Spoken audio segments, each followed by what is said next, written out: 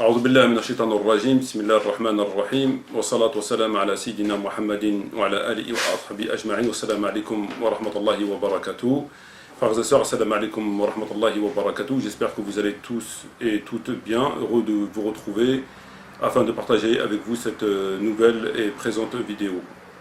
Alors dans cette présente vidéo, nous allons aborder la deuxième série, la deuxième vidéo concernant le frère Mohamed Bijrafil, si ma mémoire est bonne, si je n'ai pas écorché son nom. Donc dans la première vidéo, nous avons constaté que ce frère avait commis deux ou trois erreurs, pour le moins caractérisées. Bon, bien évidemment, mon intention n'est pas d'étudier toutes ces vidéos, j'ai pas pour ambition ni pour vocation d'étudier toutes ces vidéos. Je voulais simplement souligner un certain nombre d'erreurs qu'il était à mon sens indispensable de le faire, étant donné la position qu'ils adoptent concernant un certain nombre de sujets, notamment sur le sujet des tarwih. Donc à travers cette démarche, j'aimerais donc attirer l'attention des frères et des sœurs, afin de savoir que, comme le frère lui-même, Mohamed Bijrafil l'a dit, de ne pas écouter n'importe qui, n'importe quoi, n'importe comment. Et moi le premier.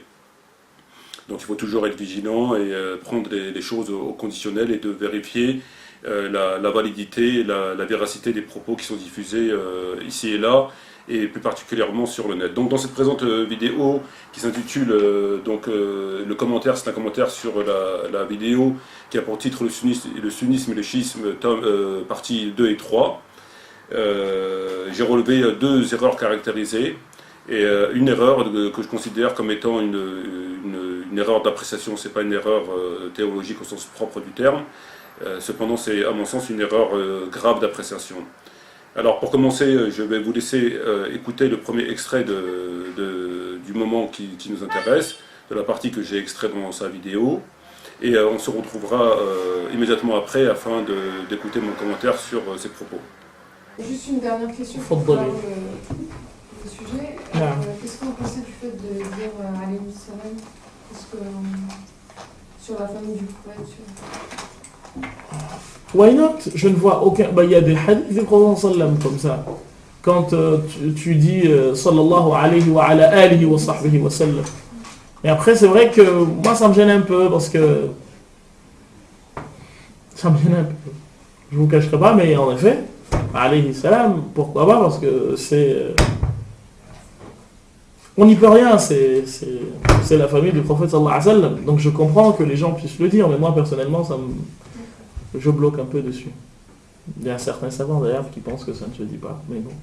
Que ça se dit seulement quand le prophète sallallahu alayhi wa sallam est avec. Mais. Donc, frères et sœurs, comme vous l'avez écouté, nous avons entendu le frère Mohamed Bijrafil, donc suite à la question d'une sœur qui lui posait une question, lui demandait s'il était permis de dire, concernant la famille du prophète, Ahl al-Bayt, s'il était permis de dire sur eux la paix. Donc elle lui pose cette question, donc elle lui dit juste une dernière question, est-ce qu'il est permis de dire sur Ahl al-Bayt, comme le font d'ailleurs les chiites, sur eux la paix, sur lui la paix, sur Ali alayhi salam la paix, sur Fatima alayhi salam la paix, etc. etc. Donc à l'écoute de cette question, le frère Mohamed lui répond que je cite mot à mot, donc j'ai pris des notes.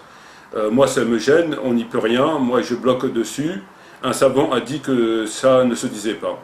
Donc à écouter le frère Mohamed, ça le gêne de dire sur Ali la paix, sur Fatima la paix, et il bloque par rapport à ça, ça lui plaît pas, et il dit qu'un savant a dit que cela ne se faisait pas. Alors que pouvons-nous penser, donc je m'adresse moi bien sûr en tant que sunnite, puisque bon ben si j'étais chiite, j'aborderais pas cette question, en tout cas pas sous cet angle-là. Donc que devons-nous penser nous autres autant que sunnites sur cette question? Est-ce que la réponse du frère Mohamed étant vraie, est-ce qu'il n'est pas autorisé dans l'islam de dire sur lui la paix en concernant l'imam Ali alayhi salam, sur Fatima alayhi salam, sur les enfants d'Ali de Fatima? Est-ce que l'enseignement entre guillemets sunnite nous l'interdit, ou bien est-ce que cela est autorisé? Donc, le frère nous dit que lui, ça le gênait, qu'il bloquait, et qu'un savant a dit que cela n'était pas permis. Alors, que disent les textes? Alors, il est très simple. Moi, j'ai consulté, j'ai lu donc un certain nombre d'ouvrages, et ça remonte à plusieurs années, et à travers la lecture de ces ouvrages, j'ai pu constater que tous les muhaddithin, que tous les rapporteurs des hadiths, et même de la sira ou du tariq, donc tous les sunnites, entre guillemets, des premiers temps de l'islam, donc du 2e, 3e, 4e siècle de l'Hégire, jusqu'à preuve du contraire, disaient tous alayhi salam, sur lui la paix, sur eux la paix, etc., concernant Ahl al-Bayt. Alors, je suis quand même assez stupéfait que les musulmans sunnites se mettent en contradiction avec, encore une fois, leurs propres sources. Puisque, comme je viens de le dire, tous les rapporteurs, jusqu'à preuve du contraire, disaient cette formulation à l'égard de Ahl al-Bayt. Et aujourd'hui, on nous dit, comme on a pu l'entendre à travers les propos, mais il n'est pas le seul à le dire, il y en a beaucoup qui le disent, notamment le savant qui disait que ça ne se disait pas, donc je ne sais pas aussi qu'il a étudié ce savant pour dire une telle chose, ils sont en contradiction avec leurs propres sources. Alors je ne sais pas si c'est par un manque de savoir, un manque d'études ou un manque de réflexion, en tout cas ils sont en contradiction, donc je ne vais pas vous citer tous je n'ai pas pris un extrait dans tous les livres de hadith pour vous démontrer le bien fondé de mon affirmation. Cependant, j'ai devant moi le Sahih al-Bukhari, j'ai Tabaqat al-Kubra d'Ibn Sa'ad et j'ai Ansab al-Sharif de Al-Balazuri. Donc 3 rapporteurs reconnus mondialement dans le monde sunnite, dans lesquels, à travers la lecture de ces ouvrages, on constate tout simplement qu'ils disent concernant Ali, alayhi salam. Par exemple, je prends le livre Ansab al-Sharif de Balazuri, que vous pouvez trouver en librairie, puis vous pouvez voir la biographie de ce rapporteur afin de ne pas avoir de doute concernant le statut de ce rapporteur.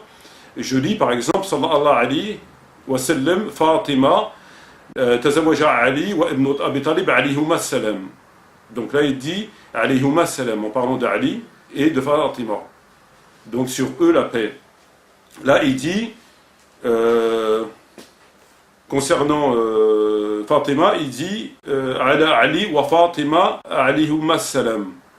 Donc il y a plusieurs passages qui sont dans ce livre-là où on note très clairement que Balazuri, lorsqu'il cite Ali ou lorsqu'il cite Fatima ou lorsqu'il cite tous les deux, dit sans absolument aucune gêne et sur eux la paix, sans absolument aucun problème. Si je prends le livre de l'imam Bukhari, donc il m'est important de citer Bukhari parce qu'on peut toujours douter de Balazuri, puisque lorsqu'on n'a pas des connaissances, on peut toujours dire tiens qui c'est ce Balazuri. Donc j'ai le Sahih al-Bukhari qui est ici, voilà, donc Sahih al-Bukhari, et je l'ouvre ici.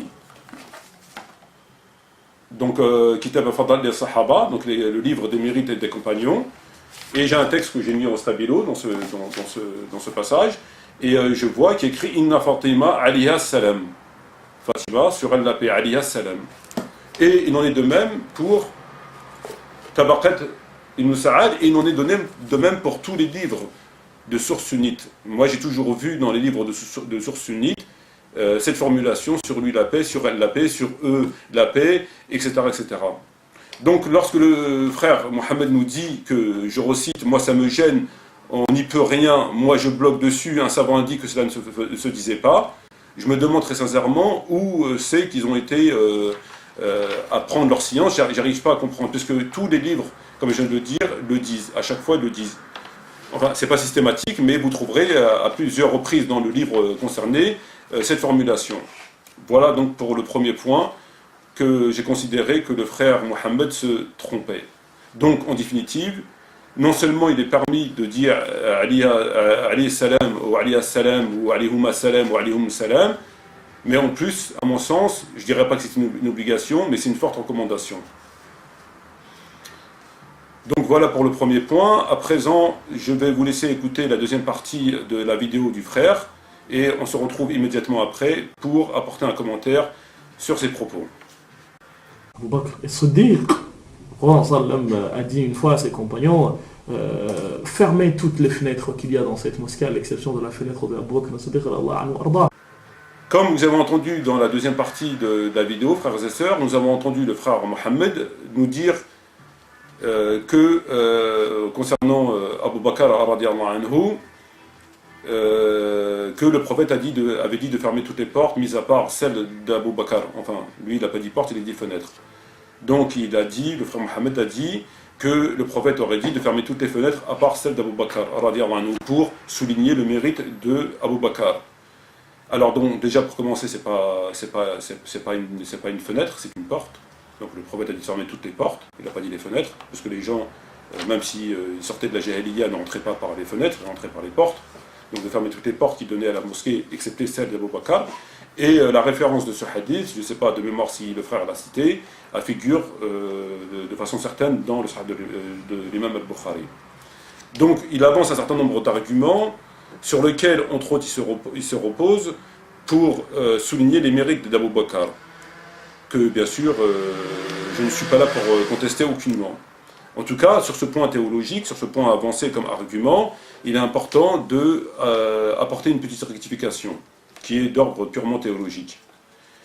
Le frère nous a dit, pour souligner les mérites d'Abu Bakr, que le prophète aurait dit de fermer toutes les fenêtres, excepté celle d'Abu Bakr. Or, comme je viens de le dire, il ne s'agit pas des fenêtres, mais des portes. Que nous autres, autant que musulmans, que pouvons-nous penser de ce hadith? Il est dans le sahih de l'imam al-Bukhari, effectivement. Alors, moi, j'ai un certain nombre de textes qui figurent dans les livres de hadith, encore une fois, sunnites et mondialement reconnus, comme le livre de Abu Ya'la Musalli, donc je ne sais pas si c'est un Musannaf, c'est un Musnad, donc c'est le Musnad d'Abu Ya'la Musalli.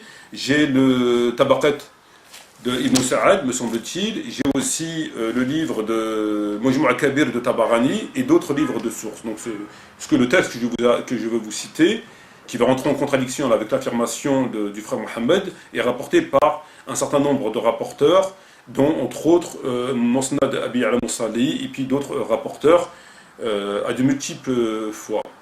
Alors moi, lorsque je lis le livre de Abi al-Musalli, le Musnad, il y a écrit par exemple Ibn Omar rapporte durant la vie du prophète, nous disions le prophète, puis Abu Bakr, puis Omar, en signe de mérite. Nous disions le prophète, puis Abu Bakr, puis Omar. Ali ibn Abi Talib a 3 vertus. Posséder l'une d'elles mais plus chère que posséder des chameaux roux. Il a épousé Fatima, alayhi salam, elle a enfanté de lui, il a fermé des portes autres que sa porte, donc il a fermé des portes autres que la porte d'Ali, et il a été chargé de porter l'étendard le jour de Khaybar. Musnad Abi al-Musalli, volume 5, dans le Kutub al-Almiya. Donc première référence. Nous avons un autre texte, numéro 1511, page 475, qui nous dit la même chose, la même substance. On sortait vers Médina, à l'époque du chameau, on y a rencontré Saad ibn Malik, il dit le prophète, prière et paix sur lui, a ordonné de fermer les grandes portes de la mosquée qui donnaient sur les ruelles et laisser la porte de Ali, que Dieu soit satisfait de lui. Et il y a d'autres hadiths. Donc en définitive, qu'est-ce qu'on doit retenir de ce que je viens de vous dire là? C'est que le frère nous cite un hadith qui figure dans le Sahih de l'imam Bukhari, nous reconnaissons son existence. Par contre, nous ne reconnaissons pas forcément son authenticité, parce que c'est pas parce qu'il est rapporté dans le Sahih de Bukhari qu'il est authentique. En tout cas, nous avons une contestation qui est sérieuse, puisque nous avons un texte qui est opposé de façon radicale à celui qui est rapporté dans le Sahih de l'imam Bukhari, le Sahih de Bukhari, et qui est rapporté par un certain nombre de rapporteurs, donc Abi al-Musalli, Tabarani et d'autres rapporteurs, qui sont ce texte se répète de façon assez importante. Donc en définitive, qu'est-ce qu'on pourra dire par rapport à ça? Pour être honnête de façon intellectuelle, pour avoir une lecture rigoureuse des textes, pour pouvoir diffuser la science, il est important de respecter le contenu. Or, le frère Mohammed ne le respecte pas. Pourquoi? Puisqu'il nous cite un texte qui figure dans le Bukhari, et avec ce texte, il en fait un ijtihad, il en fait une conclusion définitive. En l'occurrence, pour souligner le mérite d'Abu Bakr. Donc on n'est pas là pour parler du mérite d'Abu Bakr, on est là uniquement pour parler du texte, pour voir si on le valide ou on ne le valide pas. Or, il s'avère que ce texte est contesté. Il est contesté par les rapporteurs que je viens de citer et d'autres rapporteurs qui ne sont pas des moindres. Donc ce n'est pas des savants de ce dernier siècle, c'est des rapporteurs qui sont peut-être pas au même rang que Bukhari compte tenu d'un certain nombre de critères. En tout cas, on ne peut pas les occulter parce qu'ils ne portent pas le titre de Bukhari. Donc ils n'ont pas le label du Sahih de Bukhari. Donc Donc nous avons une opposition qui est très sérieuse, et pour être honnête intellectuellement, pour être honnête de façon théologique, pour pouvoir justement commencer à pouvoir évoquer ce sujet, il est important de prendre en considération les autres textes et de les confronter à celui de l'imam Bukhari et peut-être même à celui de Sahih al-Muslim, et d'essayer de savoir pourquoi ils sont en contradiction radicale, puisque dans Bukhari on dit que le prophète a dit de fermer toutes les portes, mis à part celle d'Abu Bakr, et dans Tabarani et d'autres rapporteurs on dit de fermer toutes les portes, que le prophète aurait dit de fermer toutes les portes, mis à part celle de Ali. Donc nous avons une contradiction fondamentale. Il y a forcément une version qui est fausse.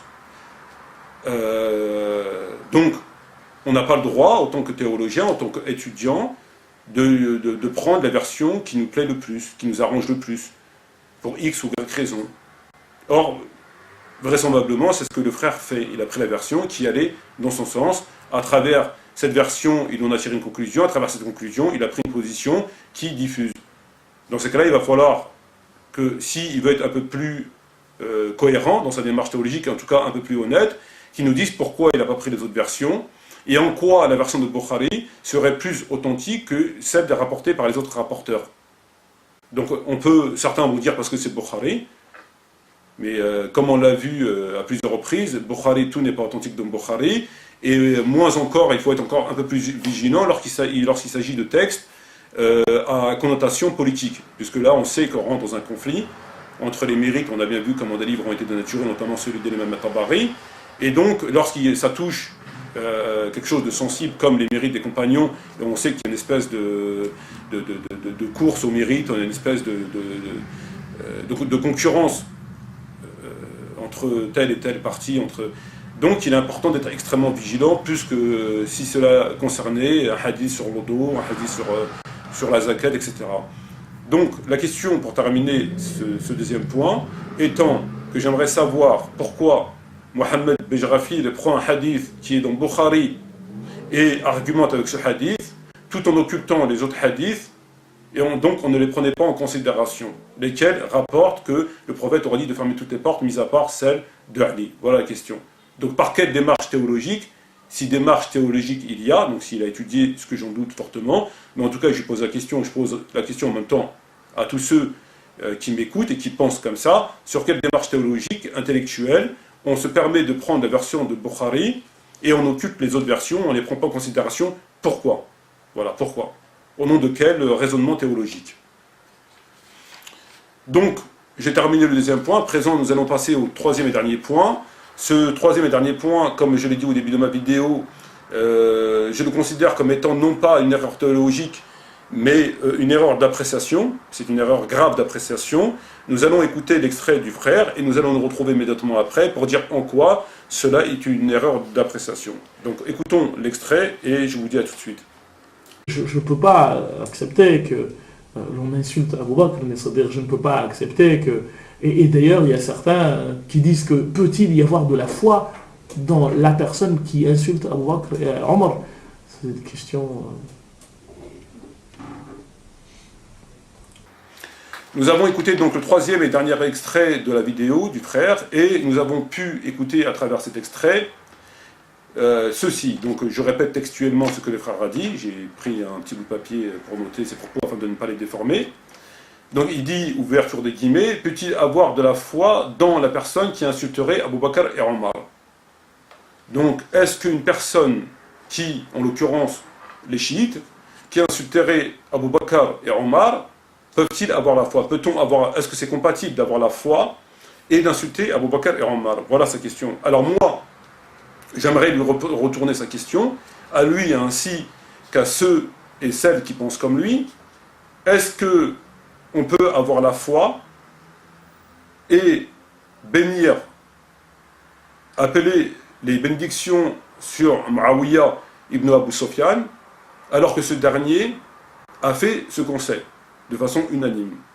Donc est-ce qu'on peut avoir la foi, une foi saine, une foi pure, une foi sincère, une foi conforme au texte, et non pas une foi similaire aux chrétiens ou similaire à ceux qui adorent Dieu mais dans un aveuglement total et qui font tout ce qui est contraire à ce que Dieu attend, mais malheureusement ils sont égarés, donc ils pensent vraiment qu'ils sont dans l'adoration de Dieu, donc une vraie foi, je parle, une foi qui fait accéder à l'adoration de Dieu, qui fait accéder à Dieu, donc on accède à Dieu par la science, par le cheminement de la science et non pas n'importe comment, comme le font beaucoup de gens, notamment les chrétiens et d'autres. Donc, je retourne la question à mon frère, est-ce qu'on peut avoir la foi et appeler les bénédictions et dire à Radi Allah anhu et prier sur Muawiyah alors que ce dernier a fait ce qu'il a fait? Ça c'est un premier point, c'est une question. Alors je sais que beaucoup le disent pour des raisons autres, beaucoup le disent, en tout cas des grands savants le disent pour des raisons, je dirais, de sagesse, entre guillemets, mais si nous allons au fond du questionnement, est-ce que cela est autorisé? Est-ce que moi, si j'ai la foi réellement en Dieu et que j'ai l'amour que Dieu nous recommande à l'égard de Ahl al-Bayt, etc., est-ce que je peux me permettre de dire à radiallahu anhu de prier sur Muawiyah et de le considérer comme étant un compagnon, un grand compagnon valeureux, etc., etc., alors que nous savons de façon unanime ce qu'il a fait. Voilà. Et enfin, une dernière question, toujours dans le même ordre, toujours dans la même direction. Lorsque le frère nous dit est-ce qu'on peut avoir la foi et insulter Abu Bakr et Omar, est-ce qu'on peut avoir la foi en même temps et accepter, non pas cautionner, mais tout simplement, ne serait-ce que accepter que l'agression de la maison de Fatima, texte qui est rapporté par un grand nombre de rapporteurs sunnites, dont entre autres Balazuri, Tabari et bien d'autres, est-ce qu'on peut accepter cela comme quelque chose d'anodin? Quelque chose comme s'il s'agissait d'un détail. Voilà. Est-ce qu'on peut accepter, lorsque l'on a une foi réelle, de considérer que interdire au prophète d'écrire, le jour Yom al-Khamis, donnez-moi de quoi écrire, je vais vous écrire un écrit qui vous empêchera de vous égarer après ma mort, le livre de Dieu nous suffit, Anna kitab Allah yikfi, a dit Omar ibn Khattab radiyallahu anhu. Est-ce qu'on peut considérer ce fait comme étant un détail? Le fait de s'interposer auprès du prophète mourant et souffrant dans sa demeure, et de l'empêcher d'écrire un écrit qui empêcherait la communauté de s'égarer après sa mort, et de dire que c'est un détail. Est-ce qu'on peut harmoniser ces deux positions? Est-ce que c'est normal? Est-ce que c'est plus choquant que ce que le frère a dit? Que lorsque le frère a dit, est-ce qu'on peut avoir la foi et tenir des propos déplacés à l'égard d'un certain nombre de compagnons, pour généraliser?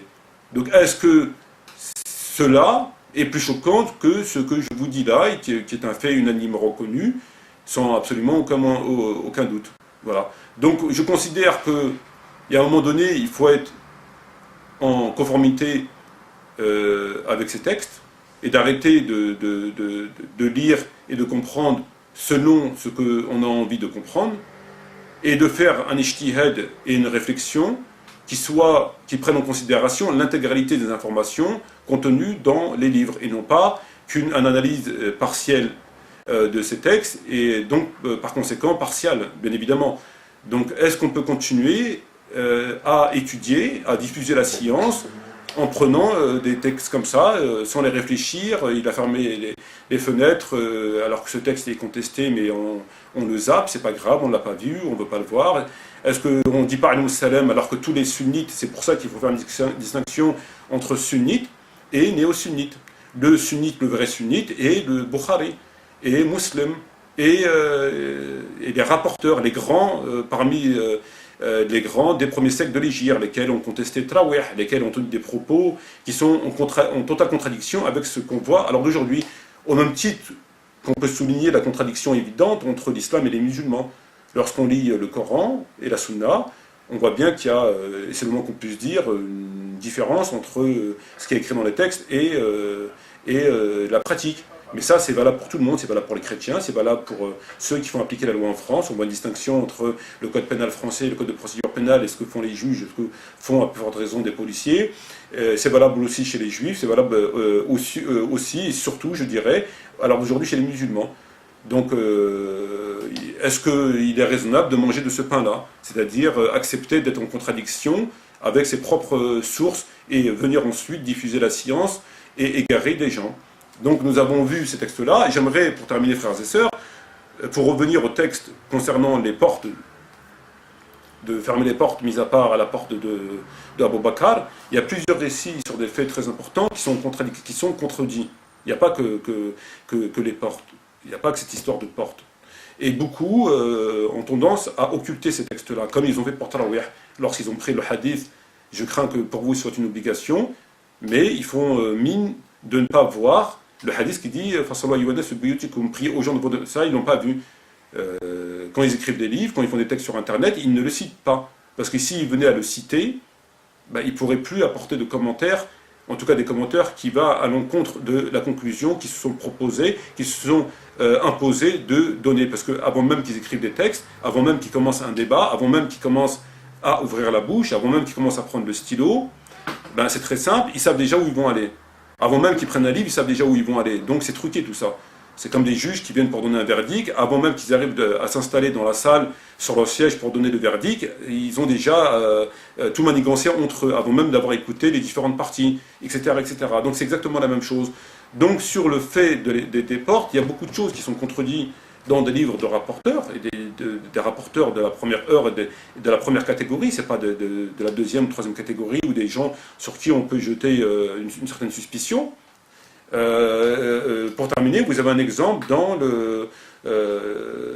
la mort du prophète, entre quelles mains le prophète Mohammed est mort. Donc il a rapporté Timon Aymon d'un certain nombre de sahih qui serait mort entre les mains de Aïcha radiallahu anha, donc elle le dit, entre autres, Timon Aymon dans Bukhari, etc. Et donc, ceux qui vont écrire, qui vont faire des vidéos, qui vont débattre, ou qui vont donner des cours à des gens relativement novices, vont leur dire que le prophète est mort conformément au texte de Bukhari, Muslim et d'autres rapporteurs, entre les mains de Aïcha radiallahu anha, conformément au texte de Bukhari. Or, ce texte est aussi contredit. Il est contredit, entre autres, dans le livre de Tabaqat al-Kubra d'Ibn Sa'ad. Donc, je ne sais pas si j'ai pris le soin, avant de débarrer ma petite vidéo, de vous citer, mais je pense que oui. Voilà, donc, je vous montre la couverture du livre, donc Tabaqat de Kubra d'Ibn Sa'ad, donc une très grande référence dans l'islam sunnite, et à l'intérieur de ce livre-là, vous avez 1, 2, 3, 4, 5, 6, 7, 8, 9, il y a 9 textes dans ce livre-là qui disent que le prophète est mort entre les mains de Aïcha, radiyallahu anha. Et vous avez 1, 2, 3, et vous avez 4 textes qui disent qu'il est mort entre les mains de Ali, alayhi salam. Donc les textes qui sont là, ils sont stabilo, vous voyez bien. Vous pouvez acheter le livre, il est là. Donc Tabaqat al-Kubra Ibn Sa'ad al-Kutub al-Alimiyya, il n'y a aucun problème, volume 2. Donc Ibn Sa'ad, il a rapporté la version qui affirmait que le prophète est mort entre les mains de Aïcha, radhiyallahu anha, et aussi il a rapporté la version selon laquelle il serait mort entre les mains de Ali alayhi salam. Alors on peut se poser la question, pourquoi Ibn Sa'ad rapporte des textes contradictoires? Parce que là, il n'y a pas de variante, il ne s'agit pas d'une variante ou d'une abrogation, parce que le prophète n'est pas mort 2 fois, enfin jusqu'à preuve du contraire. Je ne serais pas étonné que certains viennent me dire si le prophète est mort 2 fois, parce que j'entends des choses du même niveau, et parfois un peu plus haut. Bref, donc, dans Ibn Sa'ad, ce dernier nous rapporte 2 récits contradictoires. Alors Ibn Sa'ad n'est pas contradictoire. Ibn Sa'ad, lorsqu'il nous rapporte ce récit, il n'est pas contradictoire, il a vu la contradiction. Lorsqu'il a écrit son livre, il a vu la contradiction. Elle ne va pas échapper.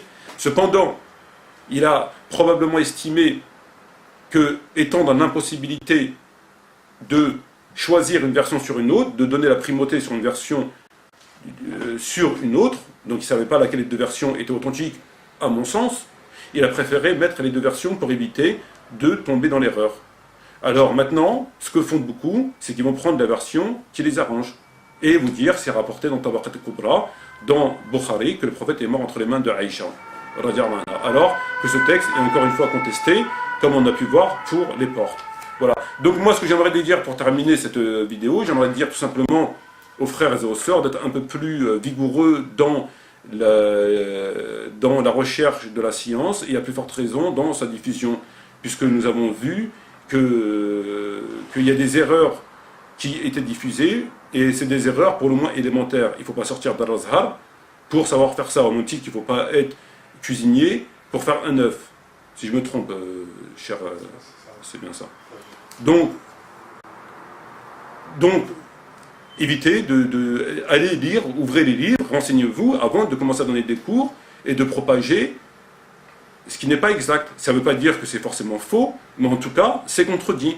Donc, avant de diffuser une version, levez la contradiction et dites pourquoi vous avez et comment vous avez levé la contradiction, afin que nous pouvons, nous, à notre tour, vous écouter et accepter votre version sur les autres versions et que nous puissions dire à notre tour, cette version est la bonne parce que ceci et parce que cela.